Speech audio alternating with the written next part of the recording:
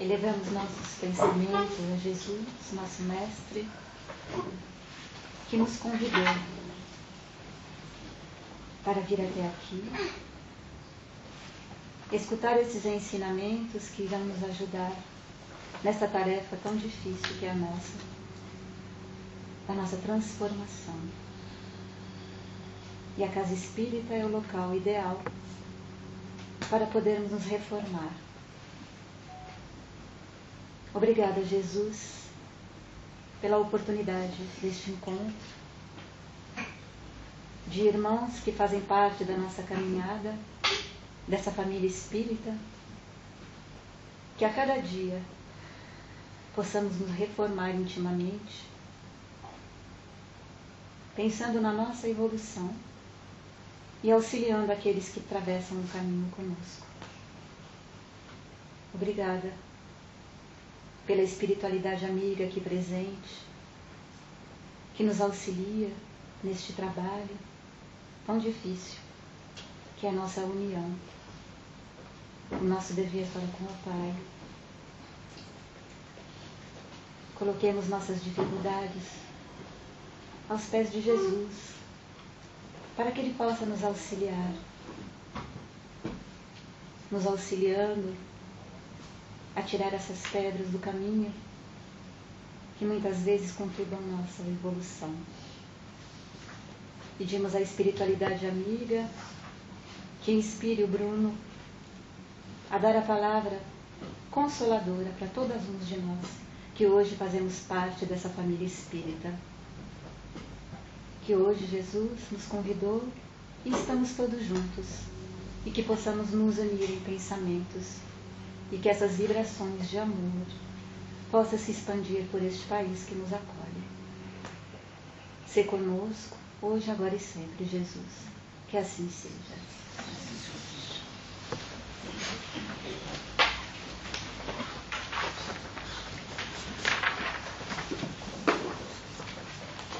Bom, começamos de maneira um pouco movimentada, um pouco estressada, é de costume, mas depois dessa música, depois dessa prece, já nos sentimos mais tranquilos e podemos agradecer do fundo do coração a presença de cada um aqui, encarnados, desencarnados, agradecer a espiritualidade amiga que não nos abandona nunca, agradecer a oportunidade de estar aqui, a Jesus que está sempre presente conosco, e agradecer hoje especialmente o Bruno, que vai nos brindar com as suas palavras, com seus ensinamentos.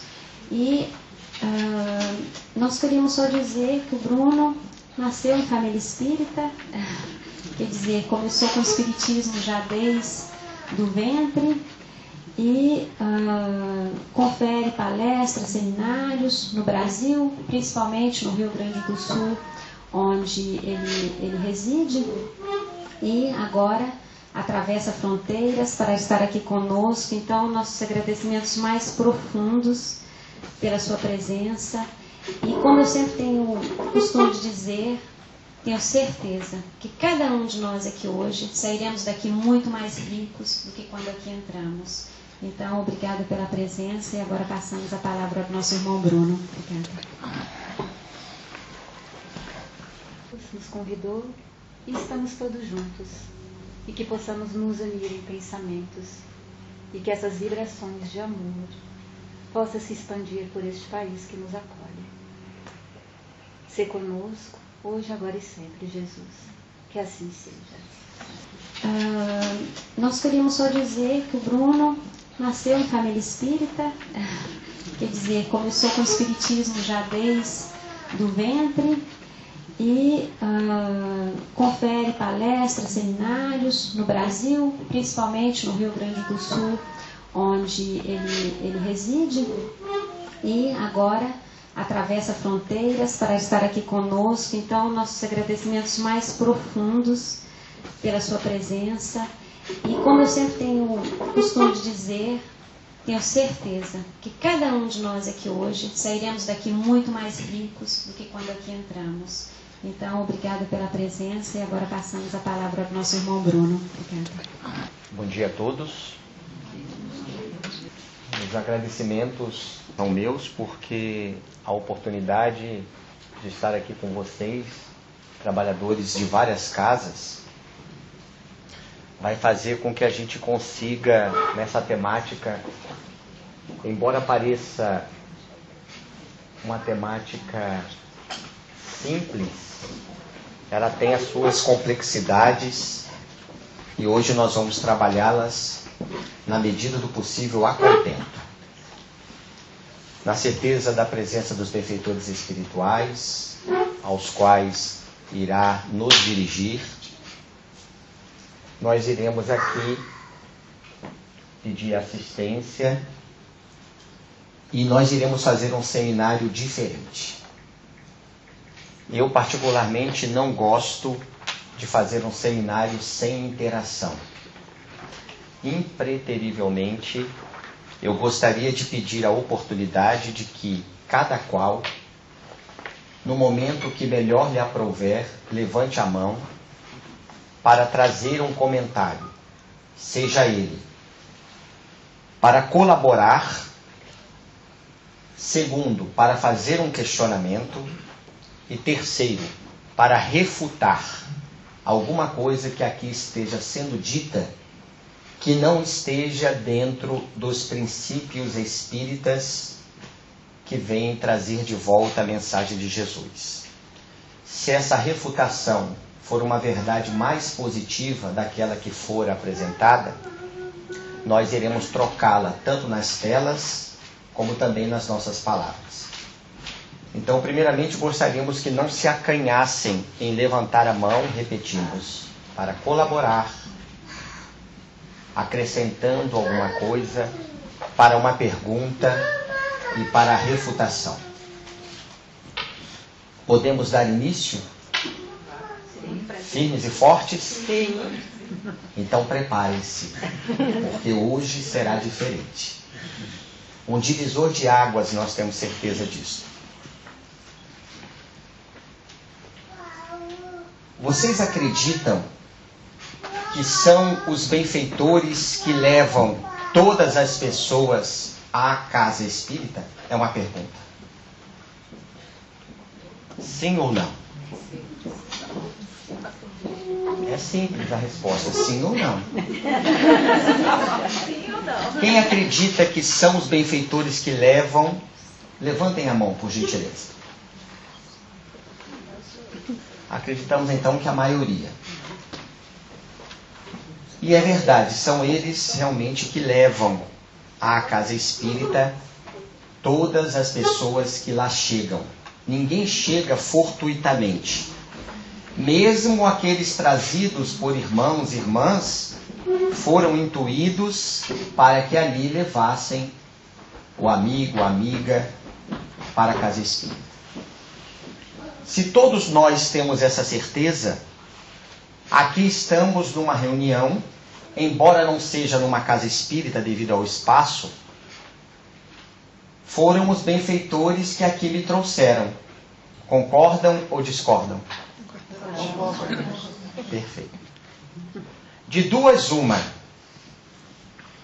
Ou foram os benfeitores, ou foram os malfeitores. Não temos saída. Impossível.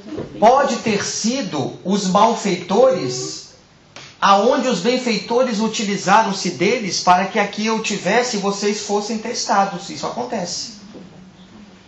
Porque os benfeitores nos trazem oportunidades, às vezes, para nos testar em nossa fé, em nossa convicção.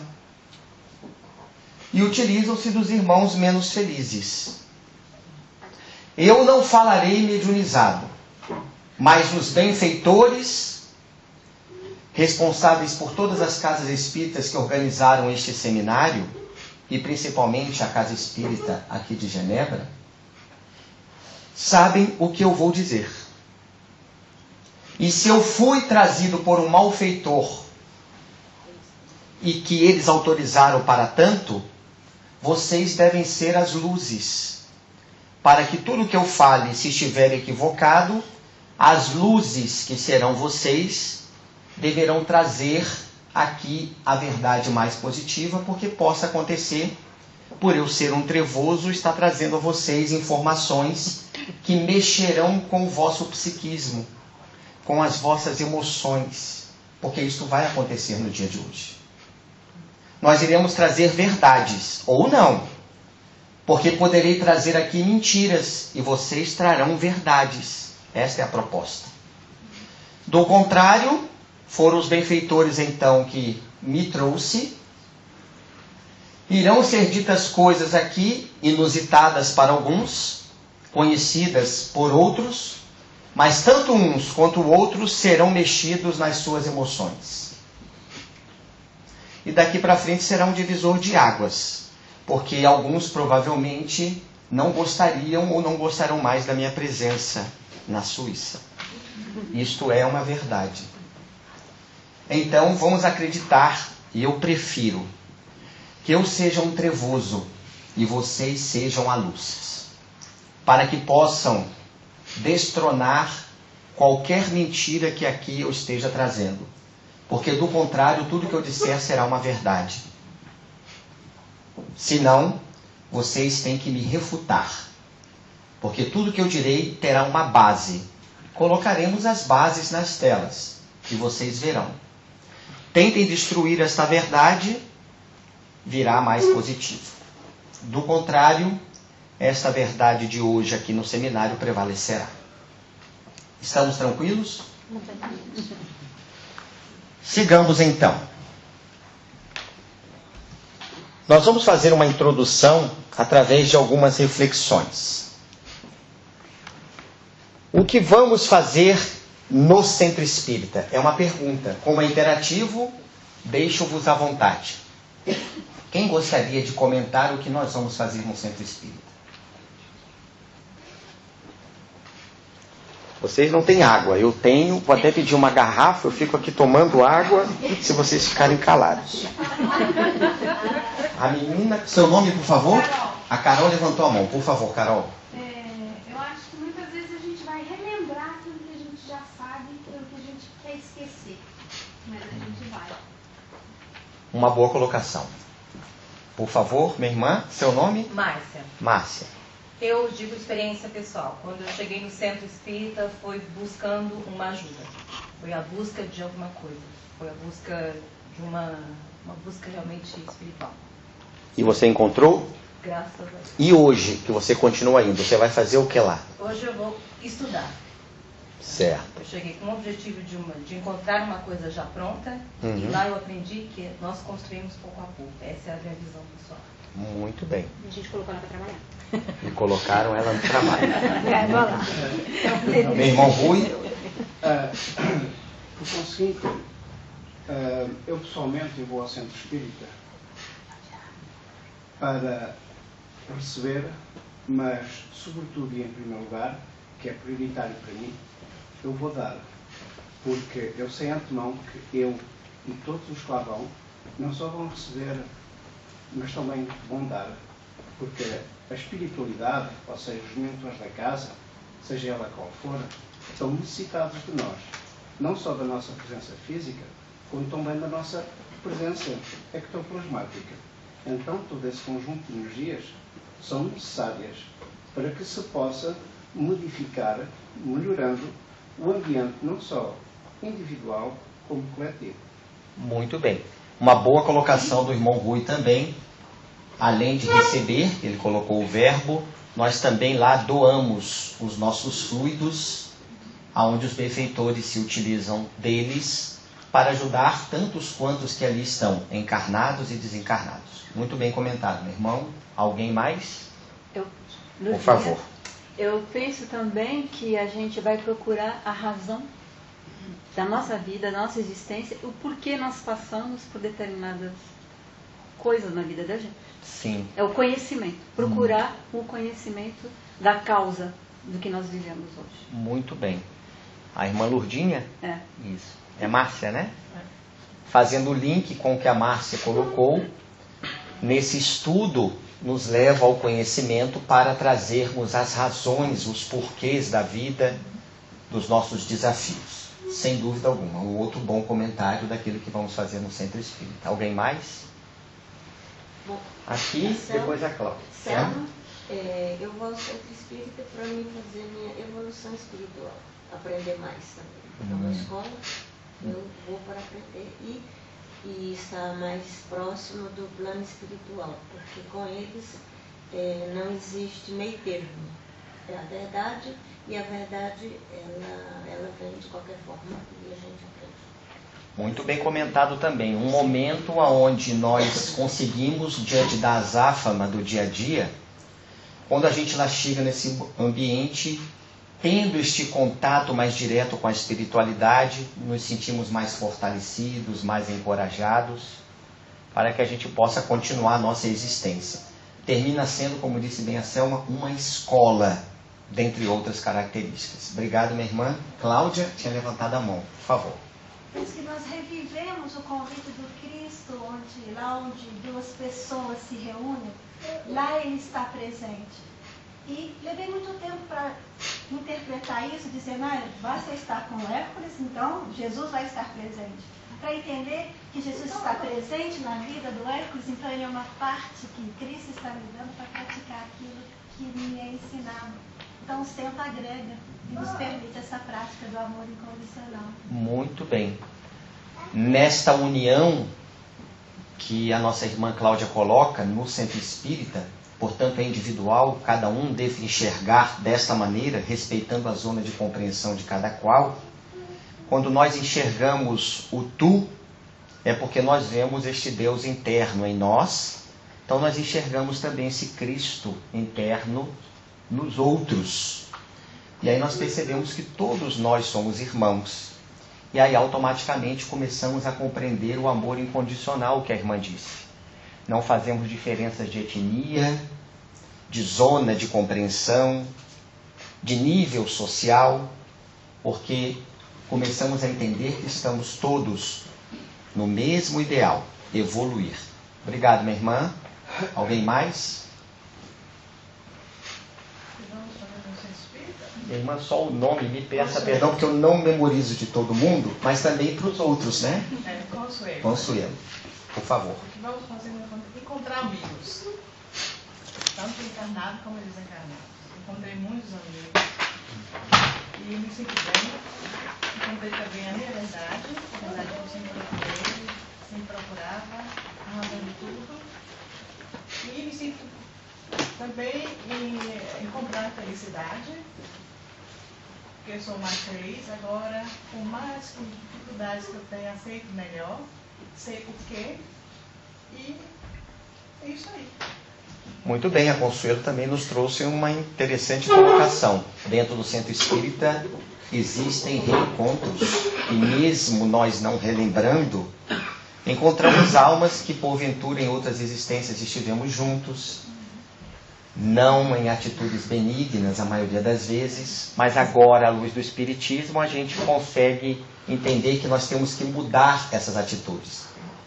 Então são espíritos simpáticos, mesmo nas simpatias equivocadas de outras existências, que agora estamos, pelos laços de simpatia, de afinidade, procurando um novo ideal. E neste reencontro, obviamente, vindo a fraternidade, vamos procurando a verdade, o conhecimento, que é o que também todos já disseram. Alguém mais? Muito bem. Vamos então ver o que alguns espíritos nos trazem do que vamos fazer no Centro Espírita. Esse espírito aqui todos conhecem, concordam? Encarnado, teve uma existência como espírita, e já desencarnou e continua trabalhando no planeta Terra. Maria de Nazaré, a pedido de sua irmã, que trabalha direto com ela, Celina, recebeu este espírito depois do desencarne. E disse que ele teria condições de ir já para mundos felizes. E ele pediu para que continuasse na psicosfera do nosso planeta. E ficou durante 50 anos, já se passaram mais 50, 100 anos, já se encontra Bezerra, procurando nos erguer em nome do Mestre. O conhecimento espírita é, sem dúvida, a melhor oportunidade de conscientização para o homem que pretende libertar-se do cativeiro de milenar comodismo espiritual, afastando-se em definitivo das sinuosas estradas da ilusão, com até então diminuto aproveitamento das lições que lhe possibilitam o crescimento diante da vida. Como já foi dito aqui por alguns, embora implicitamente por todos, o conhecimento espírita nos liberta. Conforme a irmã Selma disse, quando vamos ao centro espírita buscar essa verdade, ela nos liberta. Jesus dissera: conhecereis a verdade e a verdade vos libertará. No centro espírita, esse conhecimento, que é íntimo, é de cada qual, é individual, porque o progresso é individual. A minha felicidade não depende da minha esposa, do meu marido, do meu pai, da minha mãe. Aos meus filhos cabe, porém, a educação, até o momento em que adquiram a independência econômica, embora a maioria dos nossos filhos encarnados, quando adquirem a independência econômica, mantém-se ainda na dependência psicológica, portanto. Todos nós somos capitães da nossa própria alma, arquitetos do nosso próprio destino. A construção é individual porque o progresso é individual. Somos espíritos, individualidades. Portanto, este conhecimento, esta busca é íntima. É de cada um. E a consequência deste conhecimento, que podemos dizer ele de forma geral, vista do alto, não se trata do conhecimento intelectivo somente, mas da prática daquilo que eu estou aprendendo. São as duas asas de Emmanuel: amor e sabedoria, trazendo a intelectualidade unida a uma ação dignificadora, que nos traga uma construção íntima e nós possamos praticar aquilo que estamos aprendendo. Isso nos tira deste cativeiro milenar onde estamos algemados pela ignorância das leis divinas. E nós saímos do comodismo espiritual. Todas as pessoas que se tornam espíritas, verdadeiramente falando, a existência dela dá uma reviravolta de 180 graus. Depois que eu conheci o espiritismo, vieram todas as dificuldades da minha existência. Parece que a minha vida mudou de cabeça para baixo. Os desafios aumentaram, isso uma pessoa lúcida falando, porque se não for espírita verdadeiro, se queixa e vai embora. E compreende equivocadamente o papel do espiritismo, que é a nossa libertação. Mas como é que podemos encontrar o diamante se não lapidá-lo? Ele precisa do cinzel para sair a sua brutalidade e nós enxergarmos a pedra mais dura do planeta Terra. E a pedra mais cara também. Esta joia. Assim somos nós. Essa lapidação dói, mas é necessária para a nossa libertação. Porque nós já viemos nos mantendo neste comodismo em várias existências, apenas deixando de fazer aquilo que programamos em fazer. Aí nós deixamos de fazer, estacionamos. Vem a nova existência, nós nos comprometemos, deixamos de fazer de novo. E aí nós vamos passando existências em existências, e agora estamos nesta, com o objetivo de fazer aquilo que foi programado, apenas isso. Joana de Angelis diz que são 20% apenas dos problemas, dos desafios que nós temos que enfrentar, que nós trazemos. Do contrário, o cérebro não suportaria.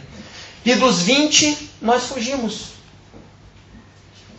Alguns conseguem o 20% antes do tempo, ganham mais, ganham uma moratória, ou ganham mais oportunidades nessa mesma existência de resgatar débitos do passado.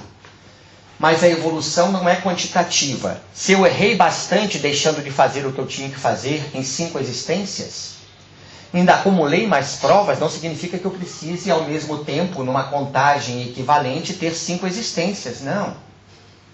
O amor come uma multidão de pecados, conforme Jesus dissera. Numa mesma existência, o indivíduo pode resgatar muitas anteriormente. O que dizer de Ivone Pereira? Suicida em 3 existências passadas. E nesta que esteve, pediu a oportunidade, através da mediunidade, de resgatar as 3 e conseguiu como um trampolim. E ainda mais, conseguiu uma evolução incomum. Mas também assessorada por espíritos indianos que tinham uma disciplina que diziam-na qual eram as páginas dos jornais que ela deveria ler, para que ela não lesse uma página, quiçá policial, de um crime, e assim ela conseguisse absorver o psiquismo daquele espírito, porque a mediunidade dela era incomum.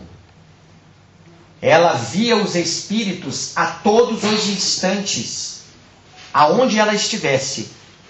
Isso só acontece com o esquizofrênico, que vive os 2 mundos, a maior prova para o espírito, que foi um homicida e depois um suicida. Ela, comparando, mas em equilíbrio, via as 2 dimensões o tempo todo. E ela tinha que ter um cuidado, uma vigilância enorme, porque os enxergava como os encarnados. Eles chegavam a empurrá-la. Certa feita estivemos com o nosso irmão Divaldo, e eu particularmente fiz uma pergunta a ele. Eu disse, eu o chamo de tio. Falei, tio Di, me diga um fato que aconteceu com Ivone Pereira, já que você a conheceu mais de perto, diante do que as obras nos mostram. Certa feita eu fui a Uberaba ver o Chico, e ela lá estava. E quando nós nos encontramos, cumprimentei-a, e ela estava com o braço quebrado. Eu falei, o que foi, minha irmã, que aconteceu? Os espíritos me empurraram da escada, e eu caí. Os espíritos, para imaginarmos a condição dessa criatura, deste ser que conseguiu numa existência esse trampolim, para que a gente relembre que o amor cobre uma multidão de pecados. Então o conhecimento espírita aqui é a vivência. Como a irmã Cláudia disse, a vivência vendo no outro este amor, porque só assim nos libertaremos. Obviamente que o estudo nos proporciona isto. O estudo íntimo, principalmente, porque o verdadeiro espírita estuda intimamente. A casa espírita serve apenas para aquele momento em que nos reunimos em grupo para um debate enriquecedor, partindo-se da premissa que cada qual, per si, já faz o seu estudo, tira meia hora, 1 hora por dia, para o seu momento íntimo, para a sua leitura peculiar, para que possa, no dia do estudo, enriquecer com aquilo que está aprendendo. A melhor metodologia de ensino chama-se autodidaxia, não há outra. Ninguém evolui, que bom que estamos gravando, ninguém evolui espiritualmente na casa espírita. Os grupos de estudos não nos faz crescer, porque se assim o fosse, trabalhadores de 10, 15 anos que frequentam a casa espírita e os grupos de estudo já estariam libertos. Basta eu participar de um nível de estudo que a casa propõe, com as suas gradações, perdoe-nos o termo, ainda equivocado, em níveis de estudos, como se estudar valores precisassem de níveis. Já estou no nível tal do ESD, como se tivéssemos um canudo, e quem está no nível 5 sabe mais que quem está no nível 1. Aonde o saber está na minha vivência, em eu respeitar o próximo, tratá-lo como gostaria também que ele me tratasse, fazer aos outros o que gostaria que nos fizessem, proposta de Jesus. O importante do grupo de estudo para este conhecimento espírita é esta troca. Porque o estudo é íntimo e a vivência que começa dentro do lar, para que saiamos do comodismo espiritual. No ambiente social, profissional, ali nós somos espíritas. E quando chegamos na casa espírita, obviamente, a gente entra sem a máscara afivelada na face, conforme Joana de Ângeles propõe.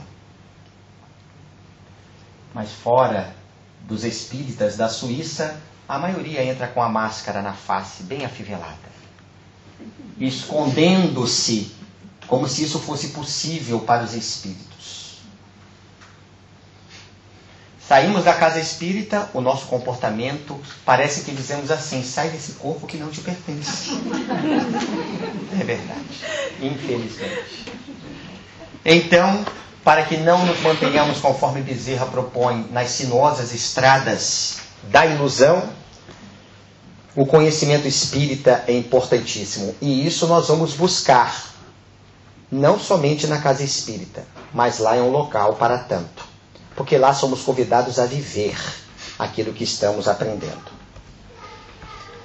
Viana de Carvalho: o conhecimento que realmente liberta impõe conduta compatível com as informações constatadas, exigindo radical mudança de hábitos doentios e primários, com os quais se encontra acostumado o indivíduo, para galgar um patamar mais elevado de comportamento que exige esforço, porém compensa pela plenitude que propicia. Vocês mesmos já disseram, o conhecimento nos leva à libertação. Porque este conhecimento, conforme a Joana nos diz, estuda e estuda-te, propõe uma análise psicológica íntima de cada qual. Portanto, nessas informações, nós temos o dever de mudar os nossos hábitos que são infelizes. Fora da Suíça, os espíritos falam mal dos outros, os espíritas sabiam disso? É uma verdade.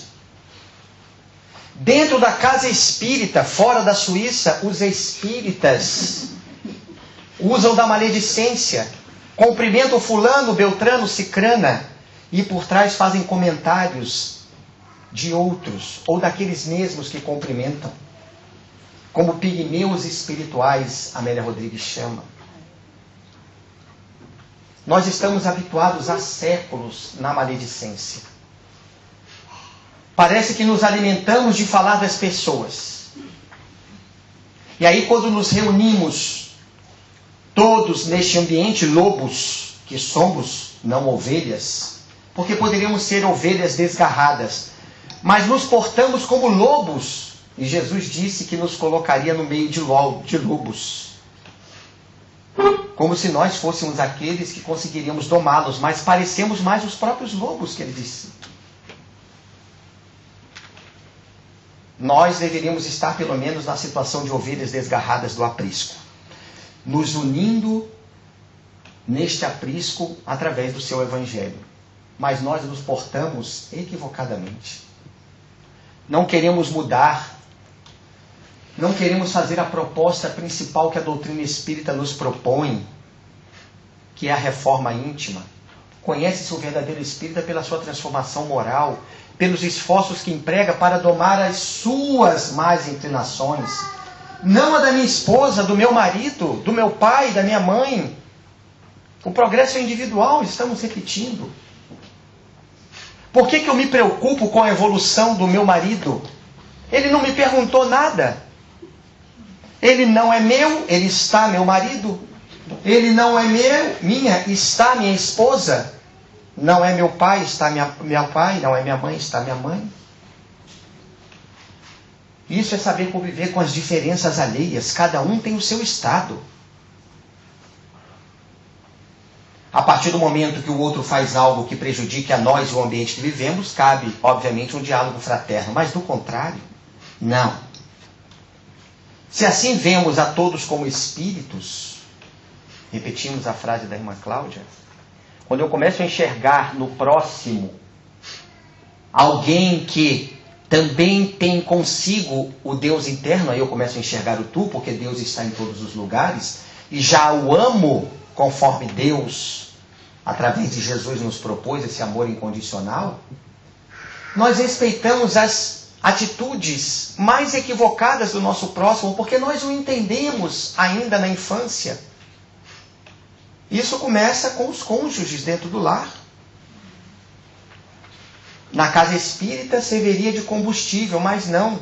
Como a gente não trabalha isso dentro do lar, a gente na casa espírita reflete aquilo que nós somos fora da casa espírita. E nós então mantemos-nos nesses hábitos doentios. E a proposta de Viana de Carvalho é que o conhecimento que nós vamos buscar na casa espírita para viver fora da casa espírita e por consequência refletir lá dentro, porque também é um ambiente que passamos durante a semana, embora não seja o maior tempo, conquanto passemos todos os dias ou vamos todos os dias à casa espírita, este conhecimento liberta-nos. E nossos hábitos mudam, porque nós vamos viver aquilo que estamos estudando. O estudo é importantíssimo. E não estamos falando do estudo na casa espírita, porque é lá importantíssimo. Mas o principal estudo é o nosso íntimo. Mas automaticamente a vivência daquilo que estamos estudando. Porque os grupos de estudo na casa espírita, repetimos, serve apenas para troca. Isso quando parte-se da premissa que todos estudaram o tema que vai ser debatido aquele dia. Porque fora da Suíça as pessoas não estudam e esperam o facilitador conversar ou falar. Fica todo mundo ouvindo. Ele é o que fala mais. Aonde se todo mundo estudasse, ia trazer a sua colaboração. Porque está tendo o seu estudo próprio, a autodidaxia, está vivendo os postulados que está estudando dentro do lar, no ambiente que vive, e na casa espírita contribui no momento do estudo, como também nas atividades que subsidem a casa. Manuel Filomeno de Miranda nos diz: em uma sociedade espírita, a tarefa primacial é a de iluminação da consciência. Ante a realidade da vida, seus sims, sua melhor maneira de agir, preparando os indivíduos para a libertação do jugo da ignorância, a grande geradora de males incontáveis. Claro que aqui a gente está colocando o que nós já falamos, mas o importante, como dissemos no início, é que iríamos dizer muitas coisas aqui, mas sempre baseado na universalidade dos ensinos, porque já colocamos aqui 4 espíritos, falando a mesma coisa, cada qual com as suas emoções. O objetivo é a iluminação da consciência. Da nossa, não a do próximo. Porque nenhum espírita violenta a consciência alheia. Nós temos que respeitá-la. Não podemos mais agir com o espírito de força, mas com a força do espírito. Portanto, pelo nosso exemplo. E violentar a consciência alheia é um equívoco nosso, porque ninguém pode pensar como nós queiramos, já lhe dou a palavra, irmã, como nós desejamos. Cada qual tem o seu estado evolutivo. O respeito para a atitude alheia. Se é numa casa espírita, obviamente cabe-nos, se alguém estiver tomando uma atitude equivocada que esteja prejudicando a casa, cabe-nos chamar ao irmão, à irmã, termos um diálogo fraterno e, como Jesus propôs, sim, sim, não, não. E mostrar para a pessoa aquilo que está passando da linha de equilíbrio. Conforme Jesus, tudo aquilo que passe da linha de equilíbrio procede do mal. Sim, sim, não, não, deveis dizer. O indivíduo precisa dessa coragem, sem se preocupar se o fulano ou beltrano vai se melindrar. Mas ele deve chamá-lo. Está lá no capítulo 10 do Evangelho segundo o Espiritismo, Kardec passou por essa dificuldade. E no item 21 deste capítulo, diante de 3 perguntas, a última ele não aguentou e perguntou a São Luís: mas se o mal que alguém comete prejudica aos outros, o que fazer? São Luís disse: neste caso, cabe desmascarar a hipocrisia. Porque mais vale que caia um homem, mais vale caia um homem a muitos serem prejudicados por causa daquela pessoa. Então, para nós, cada um respeitando a consciência alheia, porque estou iluminando a minha, nós conseguimos conviver com todos, respeitando a todos. E não significa respeitar sermos coniventes com o erro. E então a gente olha o próximo compreende a sua ignorância, o seu curto entendimento, a sua enfermidade espiritual, respeitamo-lo. Se ele prejudicar o ambiente em que estamos, o lar, devemos chamar a atenção. Um exemplo trivial.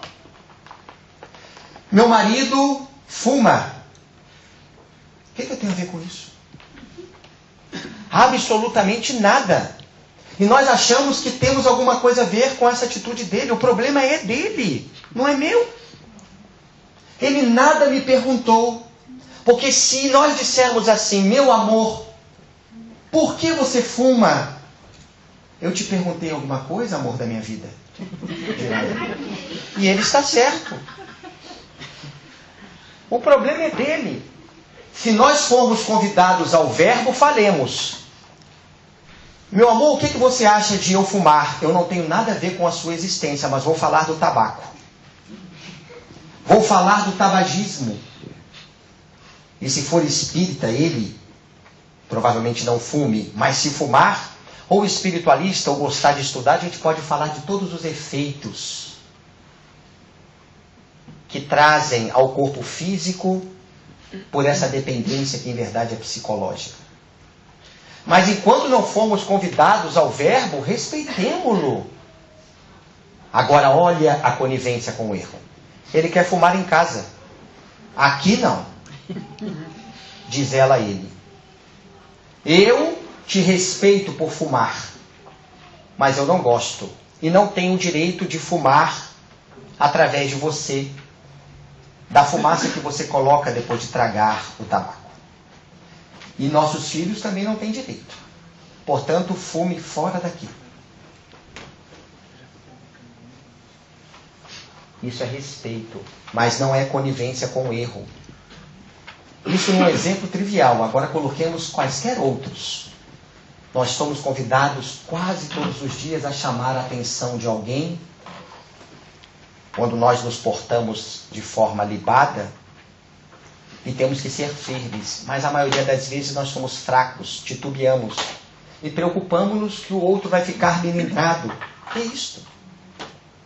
Nós não podemos, principalmente na casa espírita. Irmã Cláudia? Eu pensei no exemplo de Pestalozzi, que convidava os alunos a sair da sala de aula para observar o que era. Porque a partir do momento em que se observa o que é, sai-se do julgamento do que é bom, o que é ruim, para tratar a causa. Vou me explicar. Quando se está diante de alguém que é maledicente e que se entra no embate dentro da casa espírita sobre a maledicência em si, podemos perder horas de tempo, de saúde, de amizade, numa afirmação que é postuladamente positiva e séria, vai trazer talvez o conhecimento para a pessoa, mas quando eu leio a frase eliminação de consciência e que penso, Pestalozzi, ele dizia, observa. E se nós observarmos a luz, em momento algum, ela vai debater com as trevas, porque o simples fato de ser luz, ela traz a clareza para que o próximo ali se espelhe.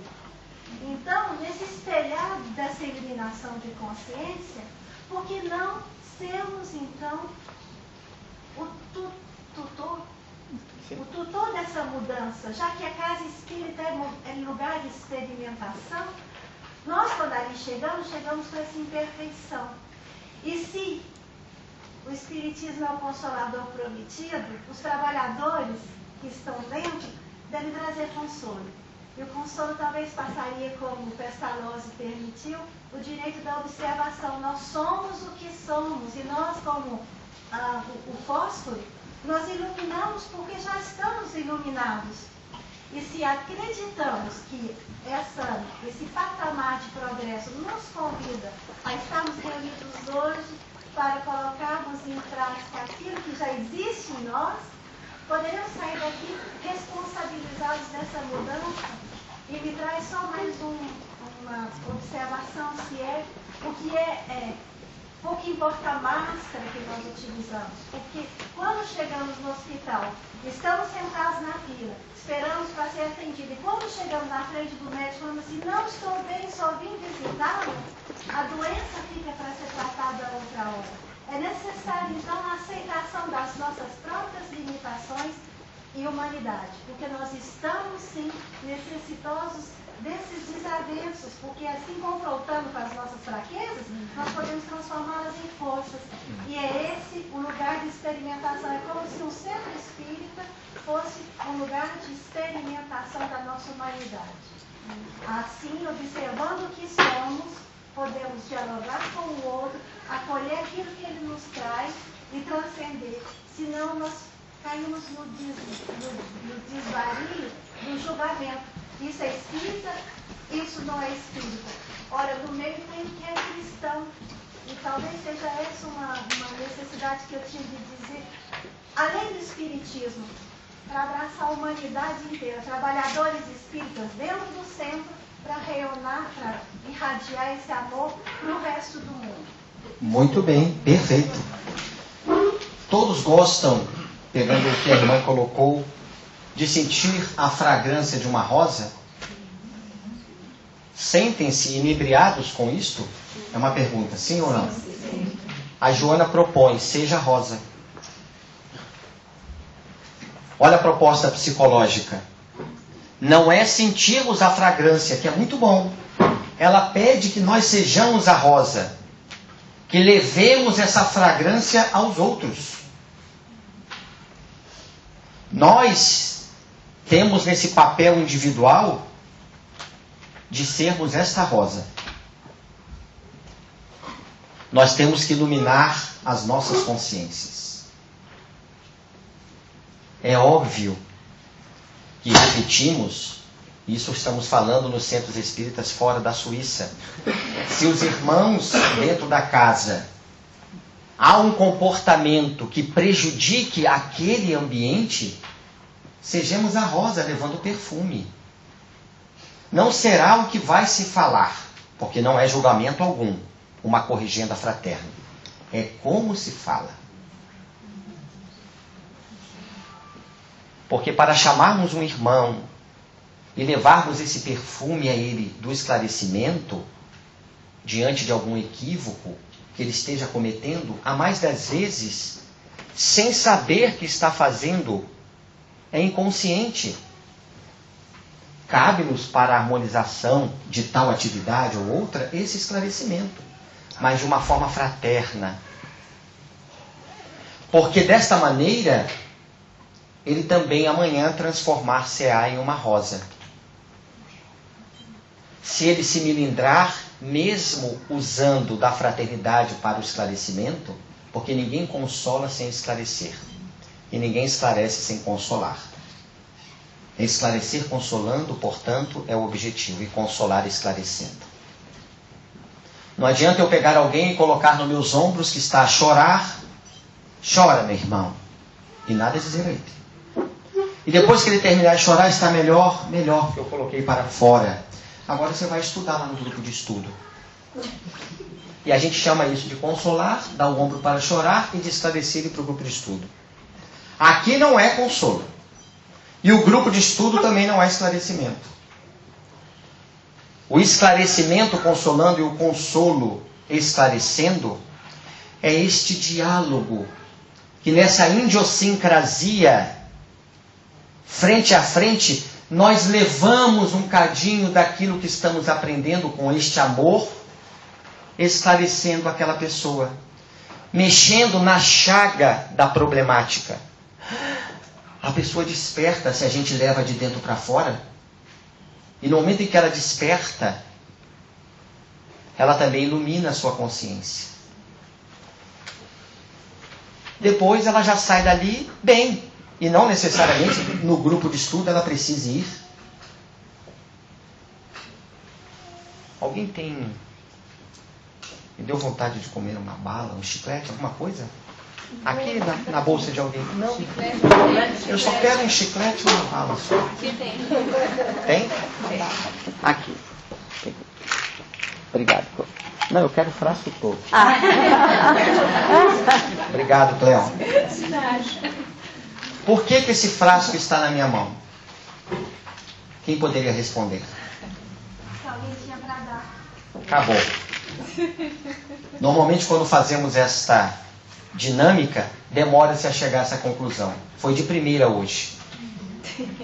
Só está na minha mão isto aqui, não porque eu pedi, porque eu poderia ter pedido e ninguém teve.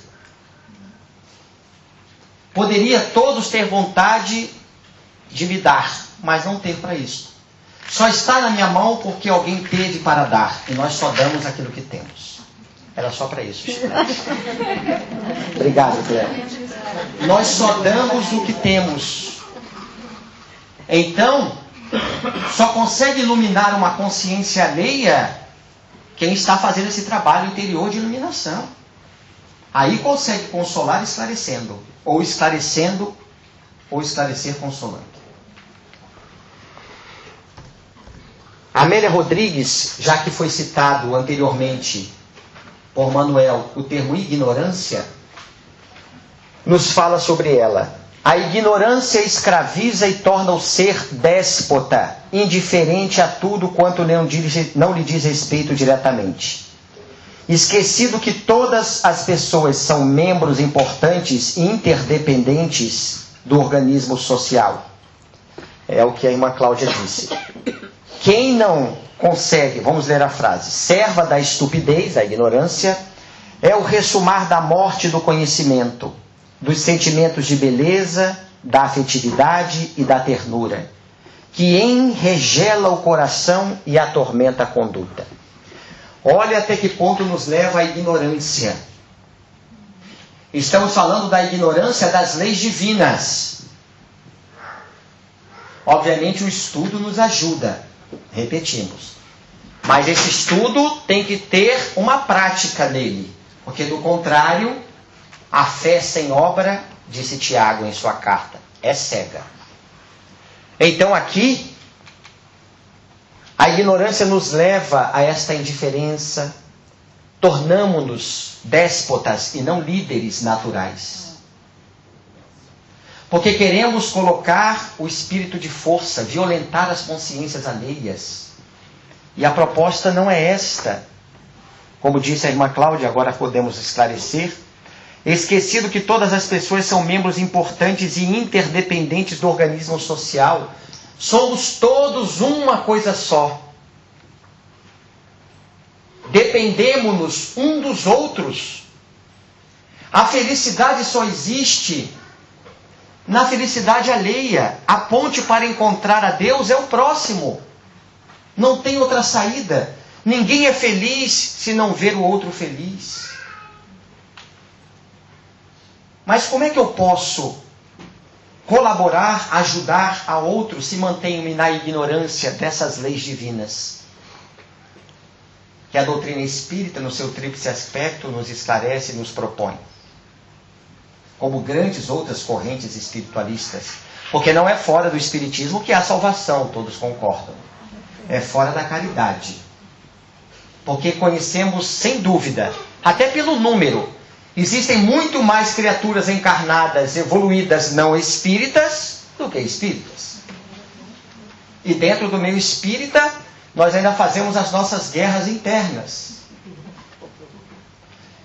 Contávamos em uma casa, não me lembro agora, já estão sendo tantas,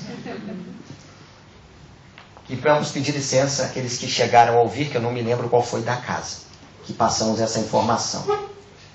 Foi ontem, lá no norte da Suíça. Há uma cidade que nós não vamos contar o nome por uma questão de ética.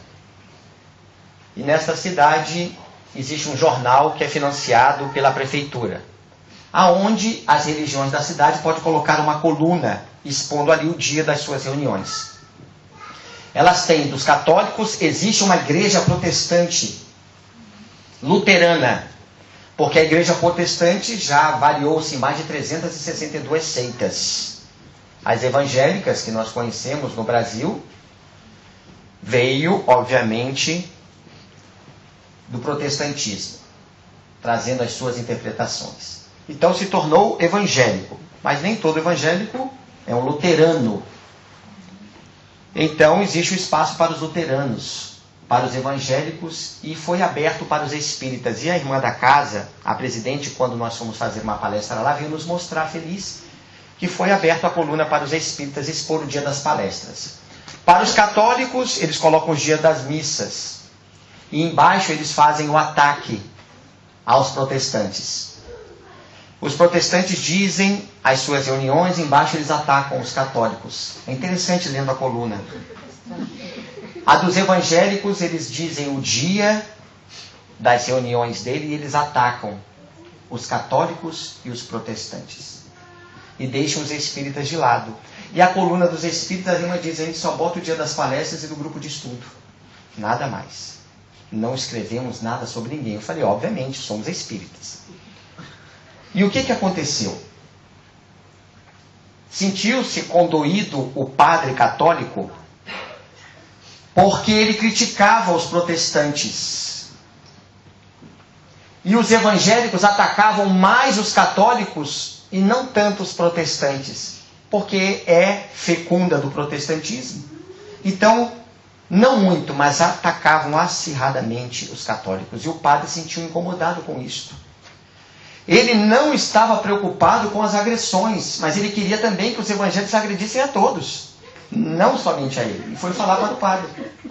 E o padre fez uma cariação. Chamou o representante do protestantismo e o evangélico. E a nossa irmã espírita foi chamada. Por isso, depois dessa reunião, ela ficou feliz e me contou, mostrando o jornal, que era o primeiro mês que estava inaugurando. E na frente do prefeito, ele sabendo da situação, olha, eu vou dar a palavra ao padre. E o padre expôs isto. Senhor pastor, com todo respeito, por que é que você ataca aos católicos, a nós, um pouquinho só os protestantes? Ele diz, porque a história já resiste a essa briga entre vocês dois.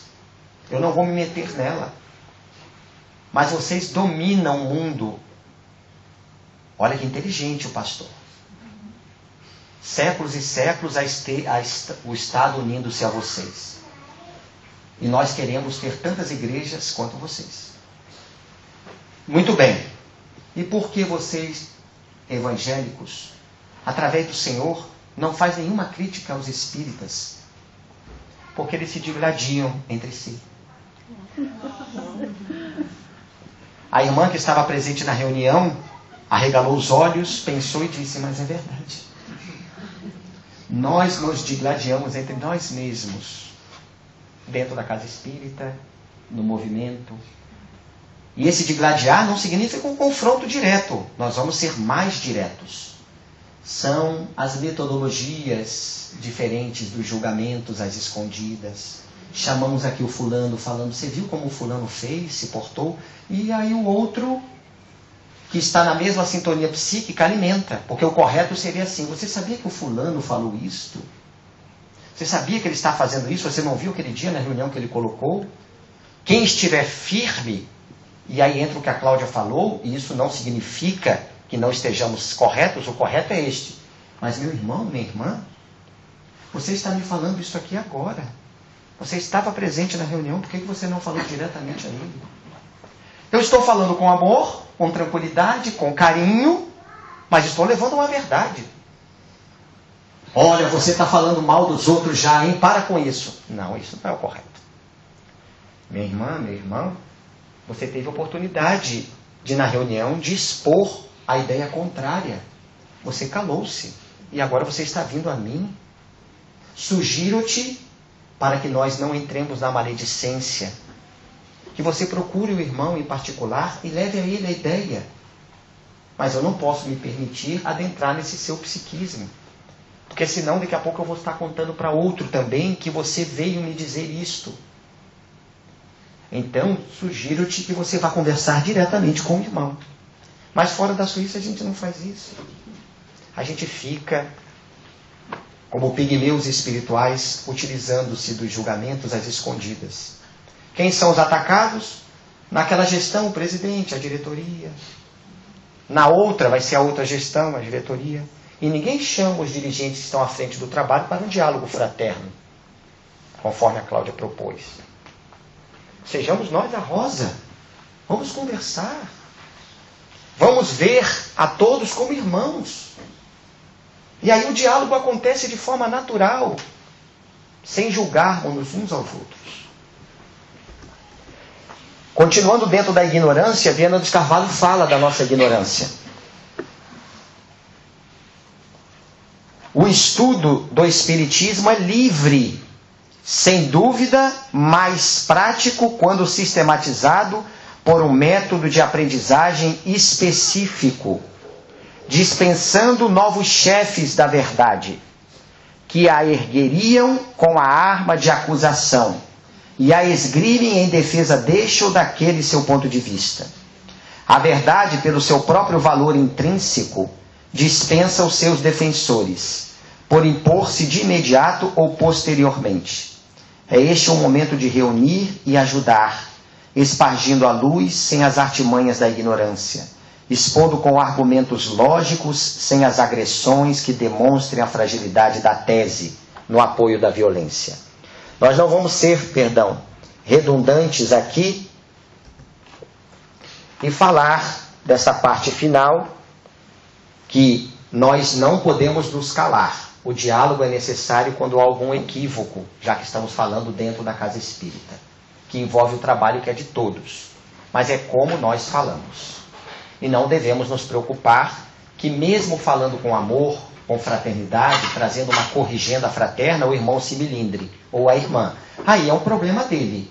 Nós não temos o que fazer, mas a verdade deve andar. E no momento certo ele vai despertar.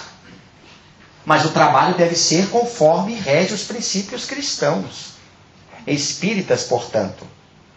Então nós estamos nesse diálogo dando livre-arbítrio ao irmão, para que ele escolha, olha irmão, aqui nós devemos agir assim. Isso ajuda o nosso ambiente. O correto é fazermos desta maneira. Estamos dando livre-arbítrio para ele, explicando, expondo, não impondo. Aí ele vai dizer, eu quero, ou então eu não quero. Pois bem, se ele não quiser, ele mesmo naturalmente vai procurar um local onde ele possa fazer aquilo que ele deseja. Mas ninguém está mandando ele embora. Jamais. Nós estamos expondo uma verdade. E libertando ele da ignorância, que é o nosso objetivo. Sejamos nós a rosa. Levemos ele a observar o fato, para que ele possa enxergá-lo melhor. Mas o que pedimos licença aqui para colocar, e repetimos, ainda bem que está sendo gravado, até mesmo porque o tema, conversávamos com o nosso irmão Ricardo no início, eu disse, irmão Ricardo, me diga, por favor, você que organizou o roteiro, você não foi você quem escolheu o tema, não é? Ele disse, meu irmão, graças a Deus não fui eu. E eu disse, graças a Deus mesmo, para que ninguém pense que foi você que escolheu o tema porque me perguntou. Ao contrário, tivemos dificuldades imensas de vocês escolherem o tema na Suíça. Aonde, em verdade, na Casa Espírita, aproveitamos para falar, quando chamamos um expositor para falar, quem deve escolher o tema são os trabalhadores da casa. Primeiramente, já que temos a certeza que são os benfeitores que trazem as pessoas à casa. Se foi feito o convite, os irmãos trabalhadores da casa e os desencarnados, os verdadeiros coordenadores, irão nos intuir para o tema que a casa estará precisando, se for um tema específico. O irmão, durante o sono físico, vai se reunir conosco, trabalhadores da casa, com a equipe espiritual da casa, com o anjo de guarda, o guia dele, os amigos, para nessa comunhão programarem o que vai ser dito no dia.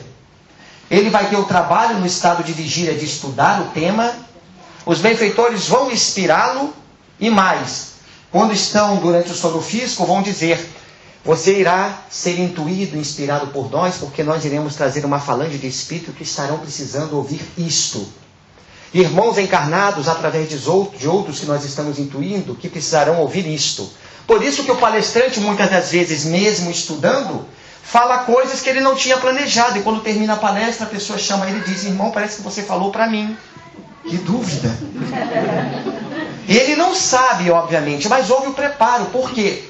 Nós ajudamos aos irmãos desencarnados, os coordenadores da casa espírita, Já respondendo a segunda pergunta que virá depois. Porque são eles que presidem o trabalho. Aí não. Nós dizemos, irmão, você venha e traga o tema que você quiser. Como assim?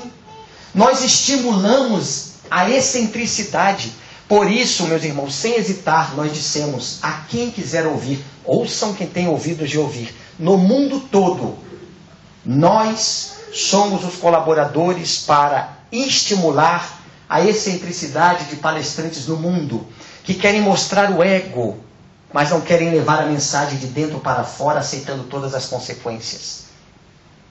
Fora da Suíça, no Brasil, muitos palestrantes oferecem ou oferecem-se para dar palestras. Como pode isso? Sequer é convidado, faz barganhas para poder viajar. Isso é um absurdo, isso não é doutrina espírita. As obras já estão aí. E nós, espíritas, trabalhadores das casas, não podemos estimular isto. Se o irmão for convidado, ele não pode negar o trabalho, obviamente. Mas se convidar, é a excentricidade. Nosso irmão Divaldo nos disse há uns 10 anos atrás, os espíritos irão atuar daqui para frente, partindo-se da premissa que conhece as obras de Manuel Filomeno de Miranda nas influências espirituais. As de André Luiz, como eles agem. Agora eles irão agir nas reuniões mediúnicas e nas exposições através das tribunas. E estão agindo. Irmãos querendo se mostrar, se promoverem. Mas quando acaba uma exposição, falam mal do fulano, do beltrano, do cicrano. Fora da Suíça, é claro. E isso acontece. Essa é a primeira parte. Então, o tema deve ser trazido pela casa espírita. Porque nós ajudamos aos benfeitores a planejarem. Se o benfeitor ou os benfeitores são daquela casa, eles vão intuir aos trabalhadores o tema que precisa. No máximo, peça ao irmão, você pode me mandar alguns temas para que a gente escolha? Tudo bem. É a segunda chance que eu tenho. A primeira vocês vão escolher, a gente manda. E aí vocês escolhem, dentro de uma variedade, um tema, para que a espiritualidade então possa trabalhar. Porque senão eu vou falar o tema que melhor me agrada, para exalçar o meu ego. E vocês estão me estimulando, dando o exemplo de um palestrante. É lógico que quem está estimulando o ego não pensa assim. Ele está doido que alguém disse, o tema, você é quem traz. Ele diz, então tá bom. Aí eu levo o tema que eu quiser. E nós deixamos de trabalhar até mesmo nessa comunhão, nessa fraternidade com os espíritos. Mas para a gente que a gente atrapalha. Hermínio de Miranda diz muito bem, nós espíritas já ajudamos muito quando não atrapalhamos os benfeitores. Mas a gente quer atrapalhar.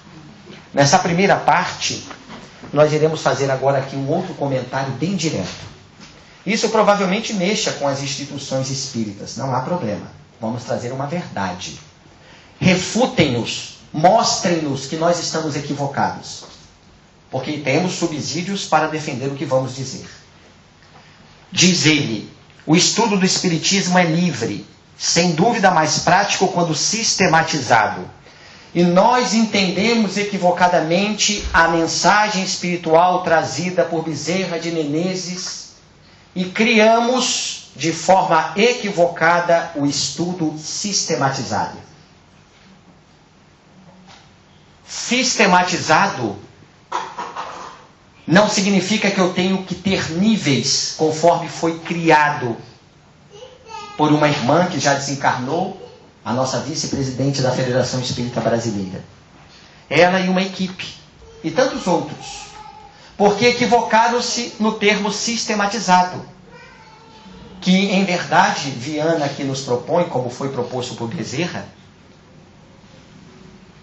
sistemático. Portanto, sinônimo de constante. Como nós temos encarnações, trabalhando na Idade Média com a igreja, depois que La Salle fundou as universidades e o ensino propedêutico em níveis, com os postulados da fé que a igreja colocou, a gente traz essa metodologia que não é científica, religiosa, como atavismo, e a gente coloca níveis de estudos na casa espírita. Acreditando que o espiritismo, que trata-se de valores morais eternos da alma, exija níveis de conhecimento.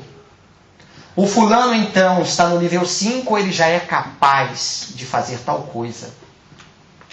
Como se chegasse na espiritualidade, eu fiz até o nível 5 do ESD. Não, eu estudei o EPM, até todos os módulos, já estou no EAD. E assim nós vamos criando currículos espíritas de forma equivocada.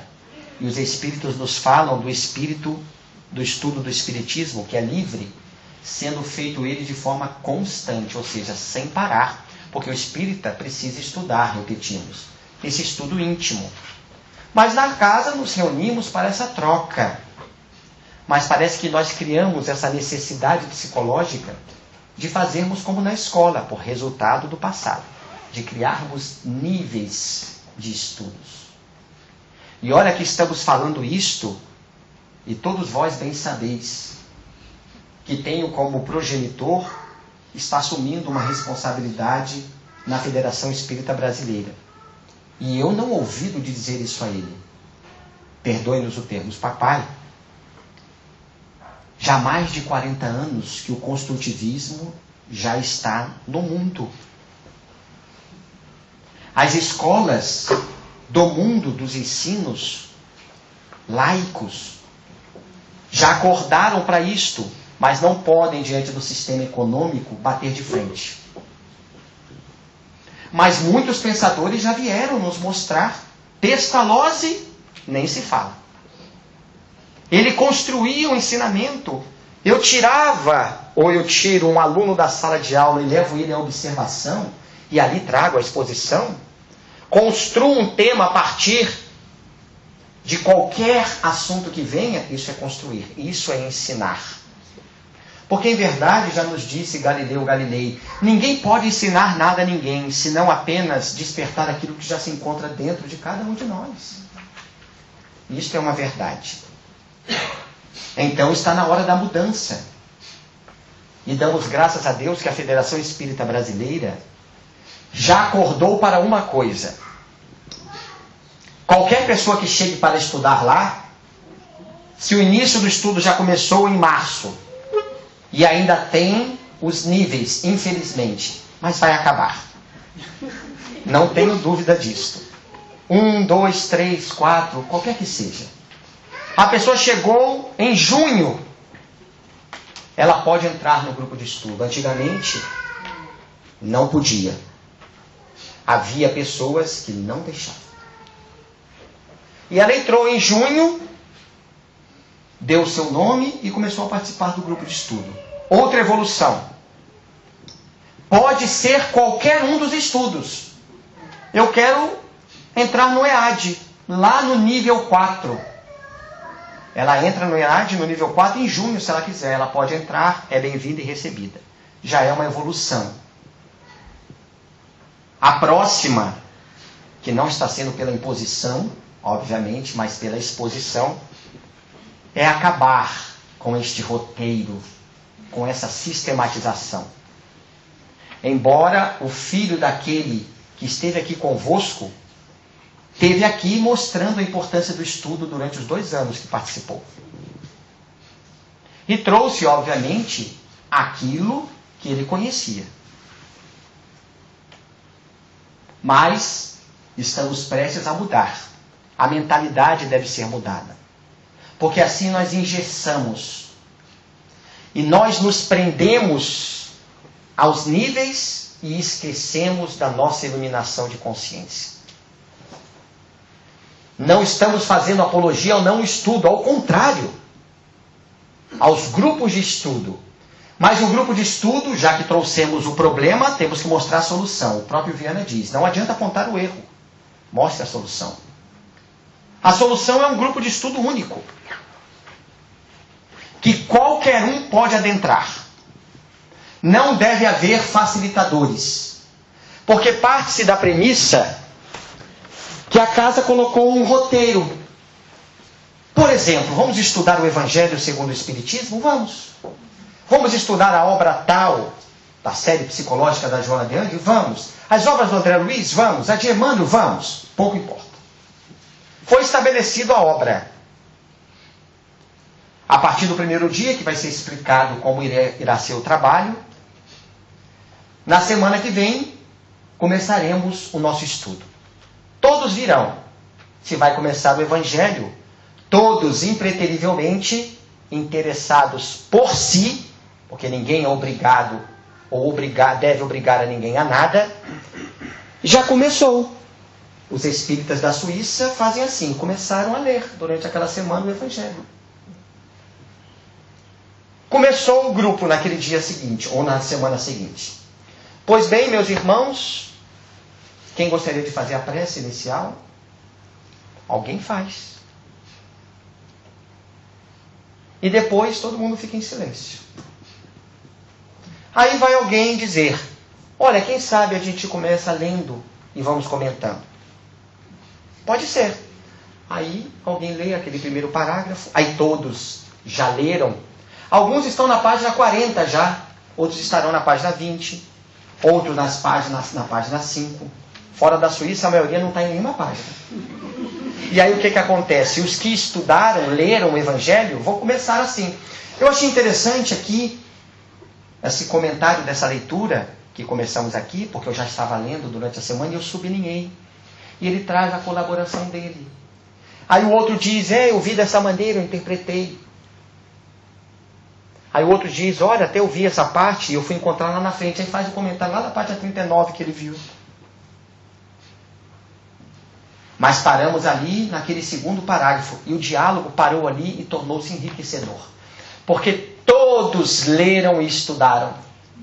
Na semana seguinte, cada um, já que o estudo é livre e é íntimo, cada um continua os seus estudos. Na semana que vem, vamos continuar de onde paramos.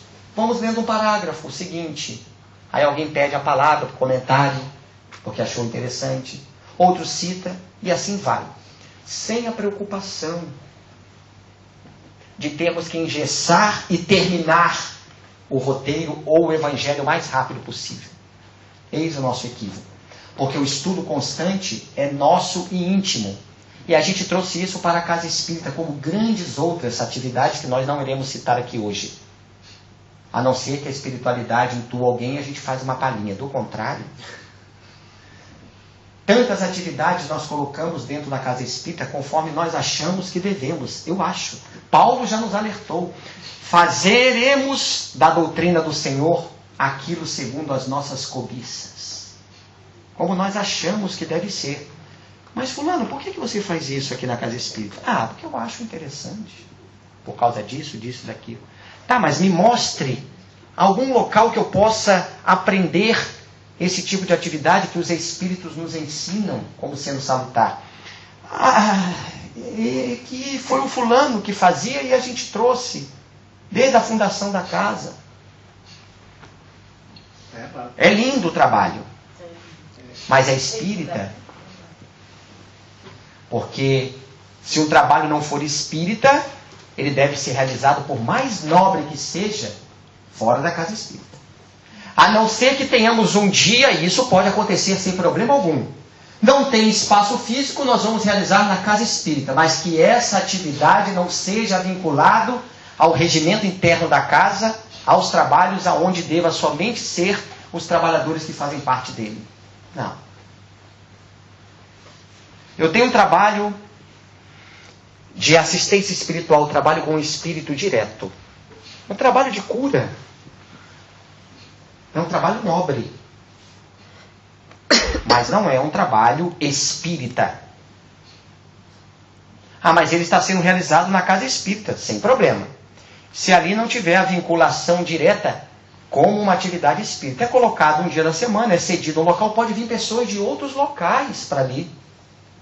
E a gente cede o espaço para tanto. Mas não vincular que isso seja um trabalho espírita. É como se eu quisesse colocar o Reiki, uma terapia alternativa maravilhosa. A yoga, nobre. Uma regressão ao passado, se eu for um bom psiquiatra, nobre. Todos corroboram. A apometria, que trabalho maravilhoso. Quem o estuda veio como terapia demonstrar a imortalidade da alma. Mas são terapias, não é espiritismo. Então não podemos vincular isso aos trabalhos da casa, aos trabalhos espíritas, embora seja um trabalho magnífico. Então, como fizemos a palhinha dos estudos, o estudo é constante, dispensando novos próceres da verdade. Eu sou o facilitador do grupo 1 do Oeste. Não, eu facilito o grupo 5 do ESD. Não precisa-se dessa figura. Todos são facilitadores. Porque todos têm o direito ao conhecimento da verdade e trabalhamos valores. Outro equívoco. Dissemos isso, repetimos a papai, que está neste encargo, e a resposta dele, que vocês conhecem com aquele jeito, sim, meu filho. E aquela visão. Já estamos mudando. Tomara. Oxalá, como dizem. Outra questão que nós também equivocadamente, e aproveitamos o termo para falar, provavelmente vai chocar, não estamos preocupados com isso. A verdade será dita. Por que eu desafio a qualquer um de vós, encarnados e desencarnados, na boa luta de Paulo, no bom desafio, usando o raciocínio, a lógica que nos leva à intuição, portanto, a expressão da fraternidade e do amor. Por quê? E se forem atrás, descobrirão. Basta ir atrás. Por que a minha filha de 12, 13, 14, 15, 16, 17 anos, de 18, frequenta um grupo de jovens na casa espírita? E ela não vai para o estudo comigo, ao meu lado? É uma pergunta interessante. Se nós formos a causa, todos dirão, é porque existe o grupo de jovens. Tá, mas quem foi que inventou isso? É o movimento que traz isso. Tá, mas eu quero saber de onde veio essa ideia. Eu quero logicidade para isso. Porque os jovens se reúnem com jovens. A pessoa vai agradecer a pergunta e dizer, agora eu vou ter a resposta para ele. Porque os jovens têm assuntos de jovens e têm que estar juntos. Se for essa a sua justificativa, irmão, os da terceira idade têm assuntos só da terceira idade. As mulheres têm assuntos que são só de mulheres. E é verdade. Os homens têm assuntos que são só de homens. Mas na casa espírita, o assunto é um só. Valores da alma. E os nossos filhos, muitas das vezes, ainda mais nos dias atuais, são espíritos muito mais antigos do que nós. E se temos a imortalidade da alma como certeza, são espíritos antigos. E isto defendendo a ideia lógica, mas nós vamos somar mais ainda, defendendo a nossa tese. Se eu levo um filho meu para um grupo de estudo comigo, já dos 12 anos para frente, eu estou estreitando os laços de fraternidade dentro do meu lar. Porque no dia a dia eu vou trabalhar, chego tarde. Eu tiro mais um cadinho da minha semana para poder pegá-lo, colocá-lo no ônibus comigo, dentro de um carro, e a gente poder trocando uma ideia. Como está a semana, meu filho, naquele trajeto? Durante o grupo de estudo que falamos de valores da alma, não de fatos, porque quando dissemos os jovens têm assunto de jovens para fatos, coisas do mundo, e Einstein nos disse, o mundo dos fatos não nos conduzem a nenhum caminho ao mundo dos valores. Ele era materialista. Depois de 1905, com a teoria da relatividade geral, tornou-se espiritualista. E ele percebeu que o mundo dos valores difere do mundo dos fatos. Eu posso adentrar numa biblioteca, se eu quiser, estudar todos os tratados de medicina. E eu saber muito mais, teoricamente, do que qualquer médico. Teoricamente. Embora a prática temos uma médica presente, seja essencial e fundamental. Porque na teoria eu estou aprendendo fatos, não são valores. Porque até mesmo os valores na ética profissional, eu aprendo na prática. Durante um grupo, nós estudamos valores. Nós falamos do comportamento humano.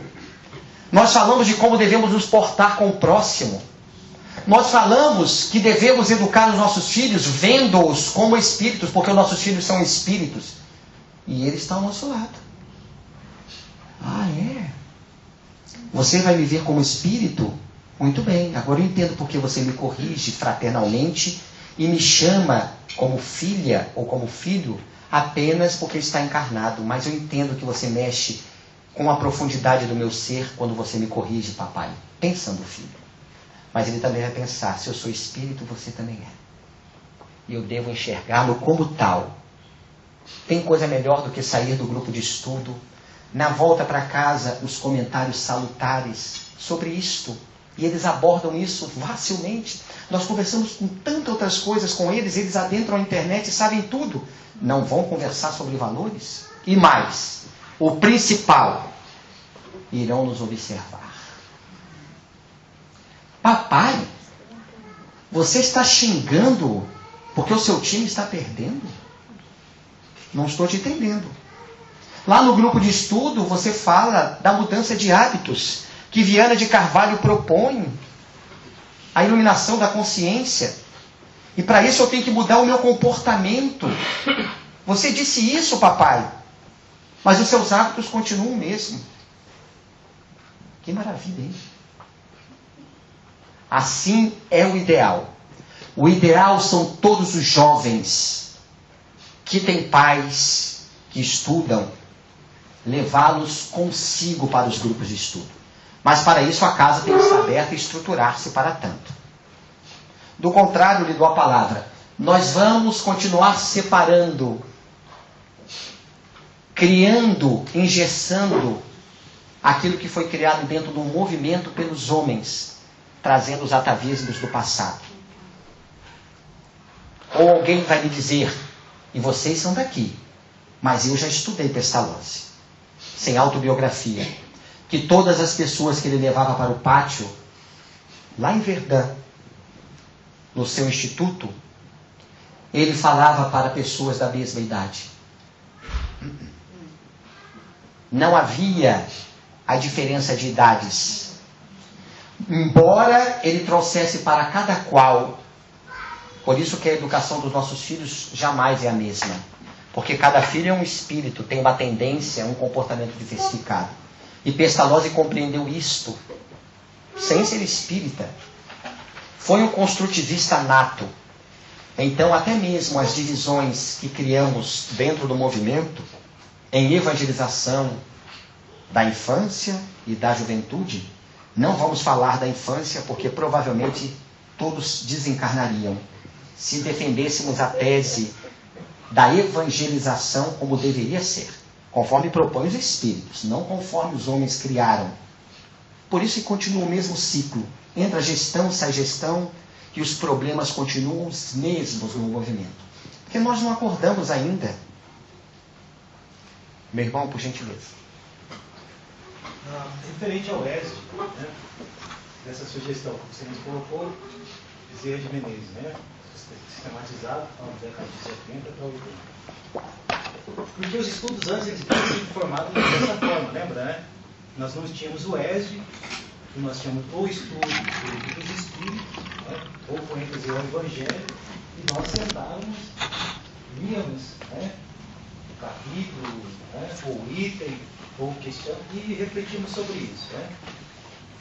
Com essa sugestão da sistematização, que criou-se nessa primeira apostila, né, e depois veio sofrer uma transformação em 2003, com os tomos de níveis, né, que daí veio o período de 2 anos e meio, que foi interessante, porque assim, dentro dessa proposta de tentar unificar o movimento, né, por exemplo, estava no Mato Grosso, né, então a casa que tinha implantação do ESG nesse momento, que estava lá no Tomos 1, né, no nível 1, Né? Se eu comecei aqui, se eu saísse para viajar para outro estado, Rondônia, Santa Catarina, e a casa que tem o EJA, porque não são todas as casas, e não todas as casas fazem parte do movimento espírita, como nós conhecemos outros movimentos, certo? Se essa casa eu chego, eu estou no Tomos 1 e essa casa está no Tomos 2, eu não poderia estudar? Bem na verdade, achei interessante sua colocação referente à federação, que hoje você pode, né, na FEB, eu não tenho conhecimento da FEB, mas eu tive conhecimento de outros estados, em que se perguntar como que funcionava, olha, você se apresenta, vem do Mato Grosso, frequenta a casa, trabalhador, né? Como é que é seus estudos? Olha, temos estudo do ESD, né, que no nosso caso, e que nível que você está estudando, né? O nível. Mas olha, apostila tal, então está um pouco atrás, mas se permanece aqui, continua estudando, você pode fazer o roteiro. Porque ela também foi criada com esse sistema, né? E nós vimos que mesmo depois da primeira apostila, quando foi criada o Tomos, e agora novamente, nós estamos caminhando para isso, porque senão dá uma ideia assim, fala assim, mas está muito engessado, está muito enquadrado. Não, faz parte desse processo, porque assim, não foi só de uma pessoa nesse período, várias pessoas, e pessoas, sabe, pedagógicas do Brasil, muito reconhecidas, do estado de São Paulo, Brasil, enfim. Né? E nós estamos caminhando para isso. Porque assim, como você colocou, se nós deixamos assim, fala assim, então não vamos fazer o ESG? Porque nós estamos sendo enquadrados? Porque, por exemplo, isso depende de como cada um implanta essa sistematização dentro da sua casa. Né? A sugestão, quando você fala, eu sou facilitador, dentro da própria apostila se sugere, né, como nós aplicamos no nosso estado, em que hoje há um coordenador, olha, o outro prepara o estudo para a semana que vem, porque se pensa que alguém vai ler e estudar em casa, essa é a proposta. O que se daria da mesma forma, olha, nós lemos o Evangelho essa semana, não tendo o ESG, nós estudamos capítulo 10, item 11, semana que vem vamos dar continuidade, estudamos em casa, preparando, o sistema de estudar vai ser interno, vai ser individual, vai continuar a mesma situação. Então, nos convida da mesma forma para nós. Para entender que essa sistematização, esse nível, porque aqueles que falam assim, mas eu estou no nível 5, aí é questão de ego. Não é questão, aí não é questão do programa em si, não é um problema do programa. Não é um enquadramento, um engessamento do programa. É o engessamento nosso. Por exemplo, nossa casa, nós temos o estudo do EPM. Tem que terminar hoje. Se não deu, a pessoa pede, porque são várias pessoas que preparam os estudos, né? São capítulos ou módulos diferentes. Fala assim, eu não vou dar conta, eu vou precisar de mais tempo para poder explanar. E há essa liberdade. Então não há engessamento, não há enquadramento. Então isso tudo é trabalhado de acordo com as necessidades da casa. E a casa acolhe, por exemplo, no estudo do EPM, pessoas que nem sequer passaram por nenhum nível e que estão tendo a oportunidade de estudar, porque só tem aquele horário que ela pode, naquele dia específico que ela pode, e ela participa, e ela tira as dúvidas dela. E às vezes ela nem... É um momento nosso. Desde quando foi criada a doutrina, agora nós vamos ter 160 anos de livros espíritos, está dito o processo da ciência contínua, sistematizada, porque a gente tem um planejamento sistematizado e a gente vai trabalhando isso, essas questões. A espiritualidade nos sugeriu estudo sistematizado. E nós o sistematizamos de acordo com o nosso grau de entendimento evolutivo. Então esse convite é um convite interno de nós estarmos trabalhando essas questões. Né? Então o engessamento é interno. Se eu tenho dificuldade com alguma situação que está colocando, ou eu quero pegar essa situação para enquadrar os outros, como está lá, a violentação de consciência, eu quero impor, eu quero socar, não, mas tem que ser assim. Espera aí, então aí está uma situação diferente, porque o convite é de reflexão e de vivência amorosa em todos. Né? Então seria... Perfeito. Já lhe dou a palavra, irmã Cláudia. Só pegando a fala do irmão, a gente vai tecer alguns esclarecimentos, embora esteja gravado anteriormente. Nós não estamos fazendo aqui apologia ou até mesmo defendendo esta ou aquela ideia. Nós estamos trazendo o ideal. O ideal é este. E nós respeitamos as zonas de compreensão de cada qual. O que não pode é chegarmos aqui e falarmos de algo que não seja o ideal. É como se eu estivesse na casa espírita e não falasse do maior de todos. A meta é Jesus. Não, eu não posso falar de Jesus porque ele está muito longe de mim. Eu prefiro falar só de Chico Xavier. Que isso? Nós estamos trazendo o ideal. E aqui trazemos um comentário para corroborar o que dizemos. Nós não podemos confundir unificação com padronização. Então, se eu saio do estado e vou para outro, e lá também tem o ESD, isso não é unificação. Isso é padronização. Para haver unificação, preteritamente tem que haver união. Não existe unificação sem união, sem fraternidade. Bezerra mesmo pede-nos. É urgente a unificação. Mas antes dela, a união. Porque com a união nós conseguimos unificar-nos nos ideais espíritas cristãos, no Evangelho do Mestre. Do contrário, nós vamos nos reunir e padronizar. Saí do Mato Grosso, vou para Brasília, eu estava no ESD 1. Ah, lá também tem ESD. Olha, a unificação está de vento em popa. Não, é padronização de estudo isso. Não é unificação. E mais, o irmão mesmo comentou muito bem. Desde a codificação, se nós quisermos falar em sistematização, não houve emérito pedagogo melhor depois de Pestalozzi do que Allan Kardec, que foi discípulo dele. Melhor sistematização em ordem do que o Livro dos Espíritos não existe. Ele dividiu em 4 partes e depois as outras 4 obras, o Evangelho segundo o Espiritismo, o Livro dos Médiuns primeiramente, o Céu, o Inferno e a Gênese, vem tratar analiticamente de cada parte do Livro dos Espíritos, que é trazido de forma sintética. Eu quero estudar a primeira parte do Livro dos Espíritos, eu vou para a Gênese. Eu quero a segunda, o Livro dos Médiuns. Eu quero a terceira, as leis morais, vou para o Evangelho. Eu quero a quarta, vou para o Céu e o Inferno. Ele já sistematizou nisso. Não há mais sistematização a ser feita. Por melhores estudos pedagógicos modernos que quiseram inserir dentro da doutrina espírita, porque não existe pedagogia espírita. O espiritismo já é, na sua metodologia científica, a pedagogia foi baseada na metodologia de René Descartes. Kardec, por pedagogo, fundamentou-a no evolucionismo darwiniano. Ele já trouxe isto. Então não posso trazer pedagogia no sentido acadêmico. Uma criação acadêmica para estudar a educação. Mas o próprio espiritismo é a educação de valores. Ele mesmo definiu-a. Não há conceito melhor para nós. O que é educação? Mudança de hábitos adquiridos. Simples e profunda. Todos nós vivemos com hábitos. Ninguém pode viver sem hábitos.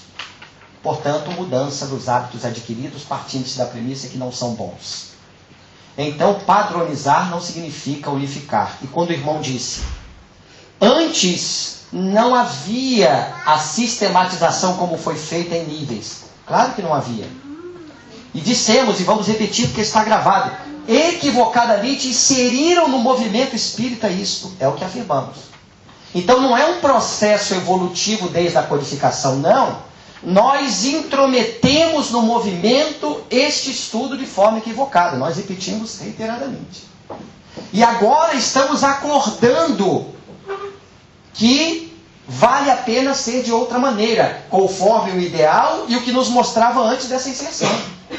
Mas nesse meio foi colocado por irmãos, mesmo com a boa vontade e com a interpretação equivocada, mas muitos entenderam desde o início que não havia mistério.